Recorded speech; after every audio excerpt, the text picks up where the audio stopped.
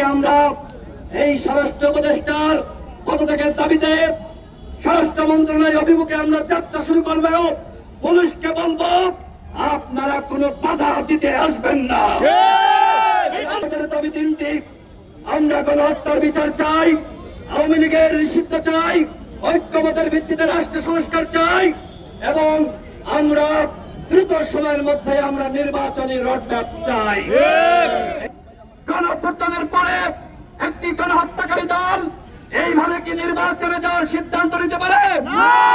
সুতরাং প্রধান উপদেষ্টাকে বলবো ছাত্র জনতা রক্তের সাথে বেইমানি করে আওয়ামী লীগকে কোনোভাবে নির্বাচনে আনার উপায় তারা করবেন না। তাহলে কিন্তু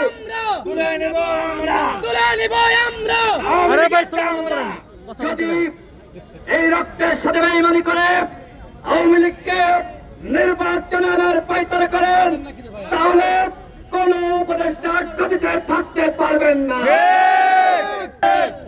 প্রধান উপদেষ্টার উপরে আমাদের শ্রদ্ধা আছে, আমাদের ভালোবাসা আছে, ভক্তি আছে, তিনি আন্তর্জাতিকভাবে গ্রহণযোগ্য।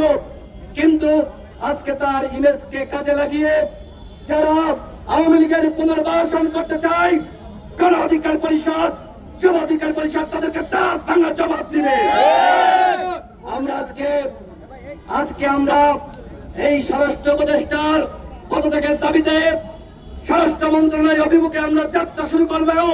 পুলিশকে বলবো আপনারা কোনো বাধা দিতে আসবেন না।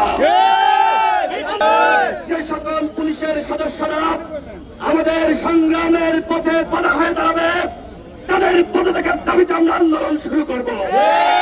আমাদের দাবি তিনটি, আমরা গণহত্যার বিচার চাই, আওয়ামী লীগের নিষিদ্ধ চাই, ঐক্যমতের ভিত্তিতে রাষ্ট্র সংস্কার চাই এবং আমরা দ্রুত সময়ের মধ্যে আমরা নির্বাচনী রোডম্যাপ চাই। এই সরকার আজকে নির্বাচন নিয়ে তাল বাহানা শুরু করেছে, আর অন্যদিকে রাষ্ট্র সংস্কারের গল্প শুনিয়ে আমরা দেখছি আওয়ামী লীগকে পুনর্বাসন করছে।